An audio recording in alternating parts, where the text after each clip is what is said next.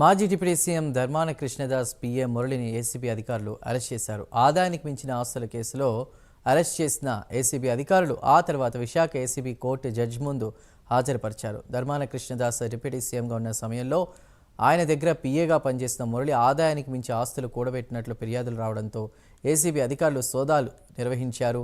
అర్ధరాత్రి వరకు కూడా ఆయన ఇంట్లో ఏసీబీ అధికారులు సోదాలు చేశారు. పిఎం మురళి పేరిట 21 ఎకరాలకు పైగా భూమి ఉన్నట్లు అధికారులు గుర్తించారు.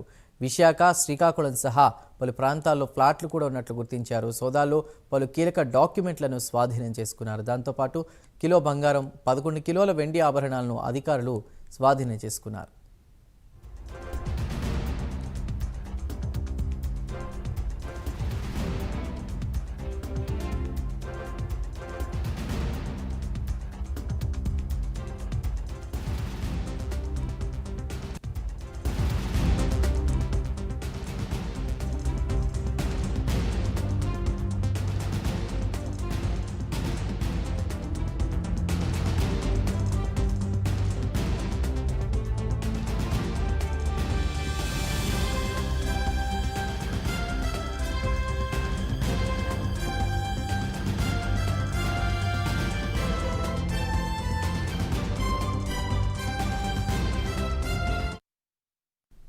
మాజీ deputy CM Dharmana Krishnadas PM మురళిని ఏసీబీ అధికారులు అరెస్ట్ చేశారు. ఆదాయానికి మించిన ఆస్తుల విషయంలో కూడా అరెస్ట్ చేసినట్టు తెలుస్తోంది. పూర్తి సమాచారాన్ని మా ప్రతినిధి గిరి అందిస్తారు. గిరి, చందు, 2 రోజులుగా ఏసీబీ అధికారులు అయితే ఆయనకి 5 చోట్ల అయితే పూర్తి స్థాయిలో పూర్తిగా వారు ఎక్కడైతే స్వగ్రామము, దాంతో పాటు మధురవాడలో, గాజువాకలో, కోటబొమ్మాలిలో కూడా, శ్రీకాకుళంలో కూడా పూర్తిగా కూడా దర్యాప్తులు అయితే ముమ్మరంగా చేపట్టారు. అయితే స్వగ్రామం దంతలో మాత్రం పూర్తిగా డాక్యుమెంట్లు, అటు వెండి, బంగారము, విలువైన డాక్యుమెంట్లు, ఈ యొక్క ఇళ్ల స్థలాలకు సంబంధించినవి సుమారు 20 ఎకరాల భూములకు సంబంధించినవి కూడా దొరికాయని కూడా మనకి ఏసీబీ అధికారులు అయితే వెల్లడించారు.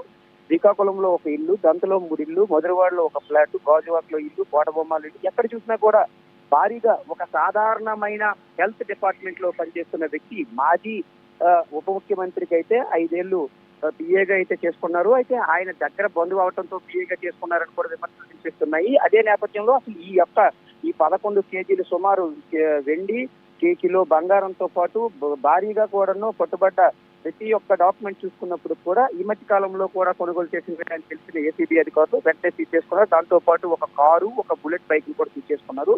అయితే మనం వేచి చూడాలి. ఈ యొక్క విచారణ ఇప్పుడు కోర్టుకి అయితే ఈ రోజు హాజరుపరుస్తారని కూడా మనకి ఏసీబీ అధికారులు చెప్పారు. ఏసీబీ అధికారులు కోర్టుకు హాజరుపరిచిన తర్వాత ఆయన అయితే రిమాండ్కి తీసుకుని కూడా విచారించబోతున్నారు. దీంట్లో పూర్తిగా కృష్ణదాస్కి ఏమైనా అర్థం ఉందా?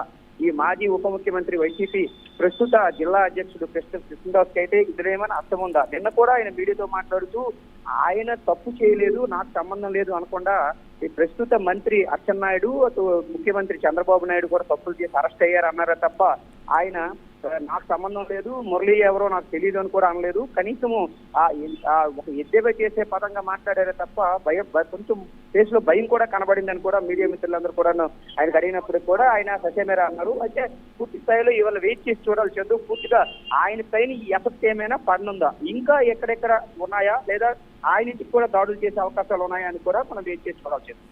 Right Giri, thank you.